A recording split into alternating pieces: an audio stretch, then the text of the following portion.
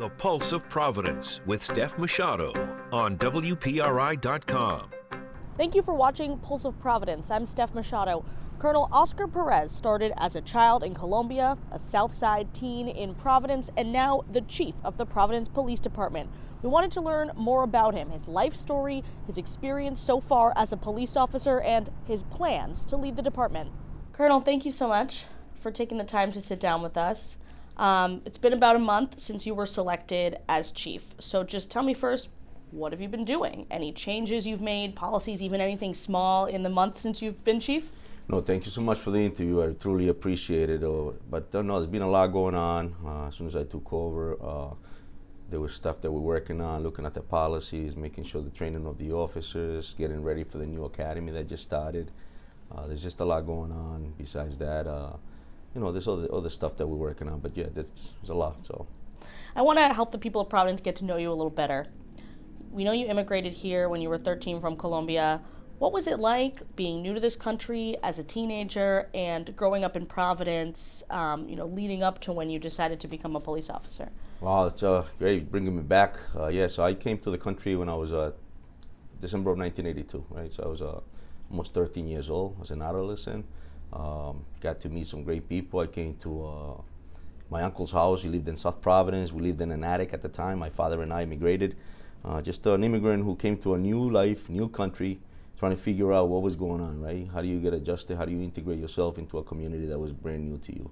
And so I did. I was able to, I had a younger cousin who ended up joining the Marines, and at the time he was getting ready to get enlisted. And so him and I actually hit it off.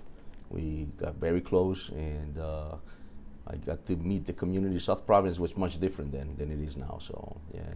What was it like? It was different. It was I think it was a pretty large African-American community at the time, and it's a friend of mine who I'm still friendly with, Benny Johnson, and his father was a boxing coach nearby Elma Street where I came to.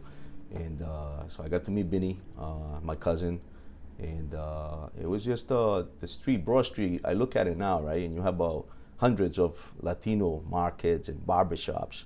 There was only one barbershop that I could remember when I first came here. And that's where we all used to go to. And I used to walk from Elma to go to high school, which was Central High School. I went to Roger Williams Middle School. And it was just hard. It was different, trying to learn the language, getting used to the snow, getting used to the weather, leaving your friends behind. I was getting ready to go into high school, and I was an adolescent. It was just a lot different.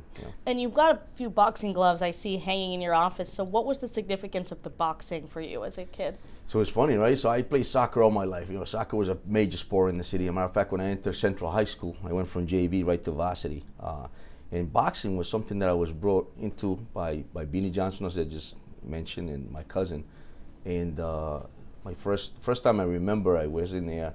I don't know if they were trying to teach me a lesson. They put me with this kid who had been boxing for a while, and took a little beating, right? So they thought I wasn't going to come back, and I came back the next day, and I realized how much that sport had to offer, from discipline, from understanding the difficulties of life, being in there, going back, putting the right people on your corner, giving you the water, the people that support you, and understanding that when you're in the ring, it's almost like you're whatever it is that you're trying to accomplish, you're doing it on yourself. But you got to prepare yourself, train well, do what you have to do to make sure that you can get there, and then you'll survive, right? So boxing to me has been with me from day one. Like I said, the discipline to study, the discipline to continue to grow.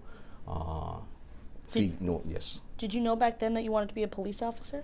So yeah, I had an interest in growing up in Colombia.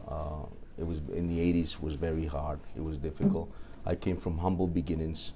It was a major urban inner city. I mean, we look at urban inner city in Colombia, and there's poverty.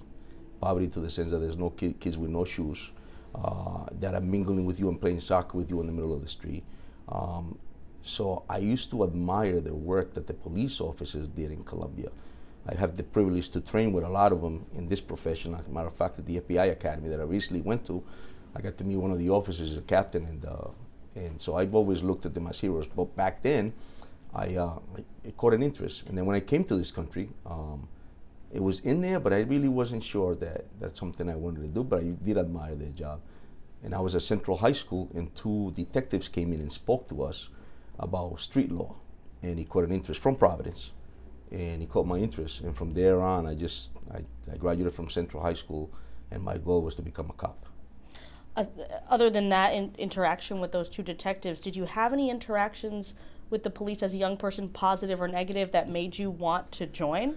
Yeah, I did both positive and I did some negative. I mean, growing up in South Providence is unfortunate because sometimes we become victims of our own environment. It's no fault to an officer. It's just the fact that, I mean, I lived in a pretty hot street. It was called Elma Street, to the point that they used to call the fire department because they used to say it was on fire. Drugs, you name it. We had fights. And so the cops would come and I would see how they cleaned up the street, locked up some people. And, you know, I was admiring that. And then obviously I used to leave my house and drive in and I get pulled over because of the fact that they thought maybe I was in the mix of the things that were going on that street.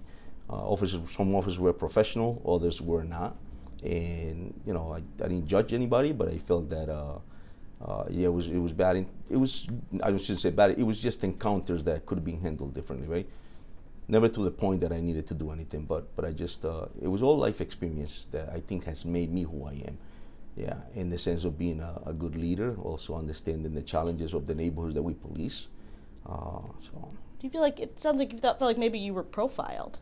No, not at all. I think it had to do with, like, you know, the street that I lived in. It was bad. I mean, the house next to me got caught on fire. There was a lot going on, and there were some dilemmas. And I think that they were just trying to do their work. I backed out of a house that was having some issues, and there was drug activity that was going on.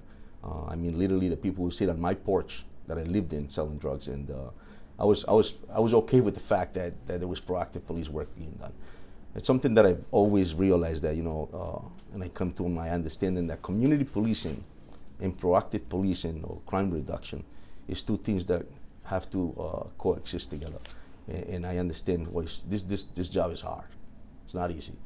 And it's something that it has to be done right, professionally, in a constitutional manner. Did you ever feel like with all of what was happening around you that you could have gone down the wrong path? I had a lot of, you know, I've had some great parents. My mom and dad, my mom passed away, and the discipline was in my house. I think boxing had it. There was peer pressure, like many of our kids in our city have it, right? This pressure that we face. And sometimes we don't have certain leaders or mentors that can get us on the right track. Could I have gone in the wrong direction? Possibly, but it's just never something that I was too busy going on in school and whatnot. And I looked at it, it was actually a privilege to me to be able to grow up in a neighborhood that had those type of issues, because I think police officers that are good police officers are the ones that have great life experiences, right? Someone that has compassion, empathy, and understanding for the social ills that many times we face. And that has nothing to do with race. I just happen to be Latino. I grew up with some white guys that grew up in South Providence and eat rice and beans and dance salsa better than I do. So sometimes I think it just has to do with life experiences. So to your question, I think I was just privileged to be able to be exposed to some things, and then realize who I am and the character that wouldn't change for anything. So you grow up, you get married, you join the police academy. It's 1994. Listen, the police department has been getting more diverse, especially the most recent academies, but it wasn't so much back then. What was it like, you know, in the early 90s at the police department, and have you, in terms of, you know, again, the lived experiences of your fellow officers and the diversity, and then how has that changed throughout the almost 30 years you've been here? Yeah, so I mean, you're right, in the 90s, it was more of that traditional way of policing, right, where we handcuffs, lock up people, and that was that, you know, and I came in, I want to say I was one of maybe 30 minorities on the job. But I've always been who I am, right? The values that I have in me, I don't give them up for anything. I think that's important to be consistent with that. And I think through the years, I have been able to establish a certain personality and character that doesn't vary. And I think because of that, you know, if I understand your question properly, I think I've been able to be understand by many, I'm an immigrant, right? So here I am leading men and women that were born and raised in this country. And I think that it has nothing to do with anything. It's just the fact that people want to be led by people that can lead by example. And I think that has been able to carry me throughout. And before we started, you were telling me a story about when you were in the academy and your first son was born. Yes. What was that story? Yeah, it was funny, yeah. So I have a 1994, I come on the job, and I think, I'm at a call. It was right off Cranston Street, getting into a foot chase, so domestic, and we ended up, I chased the kid, I ended up grabbing him in the middle of the street, and as I'm holding him, they came over the radio saying, Patrolman Perez to acknowledge. So I come over and I grab the radio and I says, yeah, Perez on. It says, well, you need to rush to a woman and infants hospital. My son was being born. So yeah, it was funny. Yeah, and I was actually with Coach Cooley's wife, Ed Cooley, Nurice Jimenez, who was on the job at the time. She was a fellow officer. She was a fellow officer. We came out of the academy together, and she happened to be with me that night. And it was funny. It was just, it was a great moment. Obviously, I rushed to the hospital, and my son was born. And you made it in time. I made it in time, and he's 28 years old, so he came to our family, our beautiful family, at the same time that I came on this job. And you knew Coach Cooley as a kid? Correct, yeah. In South Providence? Yeah, we went to high school together, graduated from Central High, lived on the same street, and phenomenal person, great individual, as a great leader in this community. Yeah. It's such a Providence is a small place. It's Providence, Rhode Island, right? So and so now you live in North Providence. Correct. Another town. Sometimes people say, the police chief should live in the city. Do you have any plans to move back to Providence? Well, it could happen. I just something I thought about, and it could happen right now. Just I'm looking into that, and just so happens that I happen to be in North Providence. But yeah, that's definitely an option. I love the city. Grew up in the city. This city has seen me age. It has given me a lot. I mean, it put me in this dream of being the chief of police of a great city in this country. But I've always looked at it. I'm living the American dream. Behind this Providence police badge. So what have been some of you've had a lot of different roles on the job leading up to becoming police chief. Do you have a most memorable moment or days that really stick out to you? I've been so many. I'd be honest, there's been a lot of great moments. Definitely becoming a captain, to me, it was critical. I think it was phenomenal. I was the first person of color to reach that level of rank based on testing. And to me, I was very proud about that. And besides that, being a patrol officer, getting sworn in, police in the neighborhood that I grew up in, there's been just great stuff. Being the colonel of the Providence Police Department is an outstanding dream that it's just incredible. I'm still feeling the emotions. I mean, it hit all the way to Columbia. People were talking about that in the news there. So, at first I was like, okay, to me, I knew it was a great accomplishment, but I realized how many people are proud of the fact that I'm here. I want to talk about your policing philosophy. You mentioned community policing a little bit. What does that term mean to you? Is Providence doing enough of it? And what is your plan for community policing? Yeah, so we're blessed in this department, I think, because we've been embracing that community policing concept from I can remember. I was one of the first, not the first, but I was a member of the community police unit back in 95, 96. So we've embraced that through that philosophy all throughout. We're pretty good at what we do, not to pat myself in the back, but I've had the privilege to go around this nation and mingle and interact with all the police chiefs and deputy chiefs and majors. And when I talk about what we're doing here in Providence, their eyes open. Wow, you guys are doing that? Yeah, we are. It's nothing new to us. However, I think there's a momentum that we have. And Colonel Clemens, our leader for the last 12 years, has been able to keep that momentum going. My job is to continue on that and evolve on that. I think our partnerships throughout in this community has been great. I think there's room to increase that. I also think that there's also room to make sure that every officer that wears this uniform and this patch understands that concept.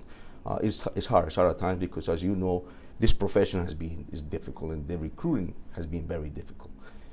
So the officers that we're able to graduate from the next academy, I want to make sure that every officer, including from the most seasoned to the most youngest, understands the value of community policing. And I think I mentioned earlier how important it is for our officers to understand that community policing is a term, right? But it's about being able to mentor a child or a kid or a juvenile, understanding the needs of our community. Everybody has needs, and this city is so diverse, everybody has different needs. We have to be, if you happen to work in the east side of Providence, or you happen to work on Cranston Street, or you're working in South Providence, as an officer, you have to understand what it is that they want and how they want to be serviced. And that's what community policing is all about. You have to make sure that you interact with your community, understand what they need, and then deliver. And my goal is to be able to that every officer understand that concept. And the officers are going back to the same neighborhood every day, so they're getting to know the people who live there. Is that the part of the goal? Correct. They're being able to interact, being able to understand what business owners, who they are, that the people in our communities know their officers. They should know them by name. They should know that they can count on them. We shouldn't just be responding when there's an issue. We should be able to have a relationship, because it's a lot easier to control an issue or a problem when you respond, when you have relationships. And when you know about it before it becomes a Correct. bigger problem. Correct. So Colonel Clemens used to always talk about how in order to really do community policing all out, you need more officers, because Correct. you need them on foot or on bike and not just in their cars responding to 911 calls. But you have had an issue with recruiting. So Right. do you know how many officers is the new academy class fully selected? Do you know how many officers there are? Yeah, right now we have, we're about 35 right now. 35. So you were supposed to have 50. You were funded Correct, for yeah. 50. And what happens is, through the process, some people decide that that's not for them, or the people, will continue with the process. Some people decide that they want to go somewhere else. And so that's the number we have now. But people are always asking, like, what's the exact number, right? What is the exact number? I've asked you that, yeah. Correct, you have asked me that. And sometimes you think about the right number is to be able to, again, I'll go back to the fact that there's so many different communities, and you have to figure out what it is that you want to do. Like, when you have more resources, you can do a lot more, right? And it's critical. You can have officers on foot. You can have whatever it is that, whether it is at the schools or in different communities and things that they need. So I think the number has to be a number that is going to be able to fulfill those community policing initiatives that we're trying to increase and to evolve on. So I just couldn't give you a number, but I think that definitely we need to increase our numbers to a certain extent. And is that new class, have they started? Yes. When did they start? They started this Monday. Oh, just a couple days ago. Correct. And Yep. so, 35 officers when you wanted to get 50. I know that the police department has started accepting lateral transfers. Correct. To try and help with this recruiting challenge. Are there any other plans? We saw in New Bedford they're actually offering, I think it was $5,000 signing bonuses Right. to get officers to join the department. Are you looking at anything like that? Yeah, that's something it's a great point, and I think some departments, I agree with you, are doing it. That's something that I would have to speak to the administration if that's even feasible. But I think that, we have a great department. Providence Police has a lot to offer, many different units that we can go to, specialized units. And I think that in itself sometimes calls the attention of other individuals around the state. I mean, me personally have been asked by other officers who I'm friendly with, as Ryland Small. And when we mention some of the stuff we're doing here, it kind of opens their eyes. But yeah, you're right. I think that's something that can be part of the conversation as far as what else can we do to draw more attention to our department. And what about sort of looking inward too? Like, so what is it about being a police officer that not as many people want to join? Is there something about policing that's less appealing to a young person looking into a new career? Yeah, no, definitely. I mean, I put myself in them shoes, right? So as a young man, I didn't think about, like, okay, I admire the work, but I never thought about joining. And then once I took that class, and they spoke, I heard the passion of the officer speaking about this profession. It called my attention. Personally, I think if I was to recruit somebody right now, one of the things I would tell them is the fact that you can get an education, right, from the department in the city. Will provide that for you. Professional development is here. It's very rewarding to be able to make a change into a community that has needs, especially as a police officer. It's a very courageous and honorable job. There's times where we're actually saving people's lives, but it also comes with great responsibility. You can have the responsibility of, you can take somebody's life, and you can't take that lightly. There's training. We care about our officers, so there's just a lot. And there's, like I said, professional development. There's opportunities. I mean, I told you earlier, I wouldn't be here if it wasn't because of this police department and this Providence police badge that I'm wearing. Everything I've been able to accomplish this city has given it to me, so. I want to ask you about a particular memorable moment in your career.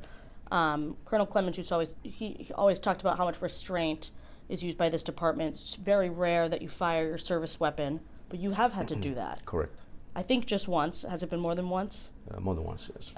The one I'm aware of is at the highway shooting in 2017. Correct. What was that like? So I'll tell you this is this job comes with a lot of challenges, right? And many times you have to use deadly force, right? And so I think that every officer understands the responsibility is given and put up on them. I am someone who understands the challenges of this job, and I think it's critical for someone like myself to also know that the wellness of our officers is critical, is important, because of situations that can happen like that.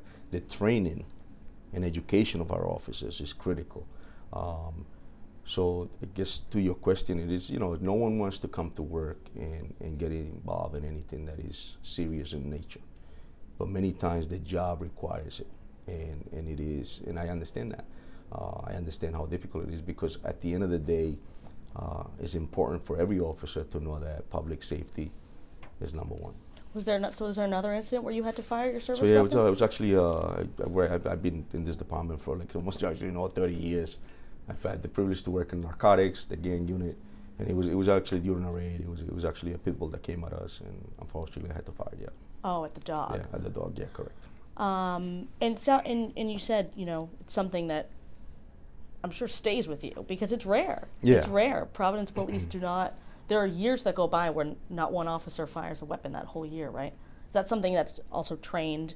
So we talk a lot about the Providence way of training being different than the rest of the state. Is that restraint something that's trained? It's rare. You're right. I mean, if I sit back here and tell you how many times a Providence police officer pulls his firearm, we'll be here for hours, right? But we don't have that many shootings, and it's because of the training and the professionalism that the men and women on this job have. I tell you, it's not because I'm patting myself in the back, but we're pretty good at what we do, and it's to echo the words of Colonel Clemens. I've lived it. We're pretty good at what we do, and the city knows they're in good hands. Were there any areas that you would say you disagree with Chief Clements on your policing philosophy? No, not at all. I think he's been a mentor. The chief is beloved. He's a friend. His family, and besides that, he knows when to be a boss. I think that I've had the privilege to be able to learn a lot from him. And I think the reason I'm sitting in this place right now is because of the fact that I was paying attention, and he was pretty good at what he did. So no, I don't think that I told him this. That's why I've always said to him that he was always somebody that explained very well his decisions. So even if there was disagreement, there was always conversation, and he included his team in making sure that we made the right choices and the right decisions. And so no. You've said you want to reform the Law Enforcement Officers' Bill of Rights. You wouldn't be in support of repealing it. Of course, you don't get to make the decision on what happens with that law, but one of your own officers is the state rep who is going to be proposing changes, so I'm sure your opinion and the opinion of other police chiefs is going to be taken into account. What specifically would you change about Leobor when you go tell lawmakers at the State House, here's what I think you should change? What are you going to tell them? So I think I said this in public the other day. I think Leobor is a basic due process that every officer should have. I get that, but it should be reformed in some ways. One way I think is important for the chief to have the authority to be able to issue discipline more than 2 days. I think that's minimum, and it's especially in some situations the chief should have the latitude to be able to determine how many days to give. The other thing is transparency, right? So when you're not transparent with the community you serve, there's a perception of unfairness, there's a perception of lying, there's a perception of something being covered up, and I think that language there needs to be reformed in some way. We should be able to speak when it comes to issues that affect the communities that we serve. And I said that in public, and I think that those are the two things that come to mind when I think is in my own opinion of what should be addressed. Right, because you can talk about other investigations in public, right? That you've arrested someone, but when you arrest one of your own, you become sort of restrained because of Leobor from talking about what it is that happened, right? There's restraints and there's constraints based on the way the language is written, correct. I do want to quickly talk about gun violence because the city still has a gun violence problem, even though the numbers are down. They're not zero. You see the numbers come by your desk every day, I'm sure. Do you have concerns about the current trends, and what are you working on to combat gun violence? So I agree with you, yes. The numbers are down compared to the last years. So when we looked at it, even though we've had some shootings, it's still lower than the years past. As far as the plan, yeah, is to continue, like I said earlier, continue with the same movement we've done. We have pretty good proactive police officers that are doing what is needed to make sure that our city is safe. We work closely with many different federal agencies, different organizations throughout the city to try and handle those issues. But yeah, something that every American city is facing, right? Violence, and it's unfortunate. There's many illegal guns out there, and it's something that we need to figure out how to address. But I know for a fact that we're in good hands. Like I said, in the city of Providence, the Providence police officers are very proactive. The district commanders have a good hand on their particular districts. And as if I may explain, the district commanders are the mini police chiefs of those areas. We count on them a lot, and they're the ones that have a hand on what's going on in the particular districts. Some districts may be busier than others, but we rely on their knowledge. We rely on the knowledge of the community members to help us out, to minimize some of the violence that we're having in the city. The Nonviolence Institute is a great partner of us, and we have many others that work very closely with the department. You talked at the public forum when you were a candidate for police chief. You mentioned something about making sure that we're not over-policing certain neighborhoods. What did you mean by that? And is that something that's been a problem in Providence? No, I just feel that many other departments have had some issues when it comes to, if you just sending police officers to areas because it's a hot spot or it's a problem, right, based on nothing other than the fact that we're getting shootings in that area. I think it's critical for you to look at your data, right, figure out, and we're lucky in the sense that we have access to that stuff, figure out exactly where it's happening, figure out who are our players that are committing these issues in our city, and target specifically those individuals that are committing these crimes. And the reason for that is because, like I said, I grew up in an environment in Providence, in South Providence, and many times, like I told you earlier, we become victims of our own environment. We want to make sure that, and when I say victims, is the fact that we're getting pulled over because we backed up out of a house that may be very active, might be a kid that's just going to school, going to college. So we want to make sure that our officers understand the responsibility they have, and when they're doing the police work that is targeted to specific individuals that are causing crimes in the city. And listen, I'll be the first one to say, if you're committing crimes in the city, if you're active and doing the wrong things in the city, then you got to expect the police officer to act on that, because at the end of the day, we have individuals in the city like myself who are trying to do the right thing. So it's critical to be able to do that, target specific individuals, and it's data driven for a specific purpose. Target the people, not the neighborhood. Correct. Finally, I just want to ask you, is there anything you're working on that the community can expect to be announced in the coming months? Any new policies, new units? I know you've only been chief for a month, but what are you working on? I think it's critical for me is this community policing vision that I have, right? And it's something that I'm trying to figure out what would be the best way to ensure that our officers and our community members can work together as a group. Not just 1, 2, 3 officers doing, not just one specific person, but all of us as a team. And that vision is there. I know that many times police chiefs take over, and it's a vision. I know for a fact that when I leave here, eventually, it may be something that I could finish, but policing is fluid, and there's no ending to it. When I leave, someone else is going to take the seat.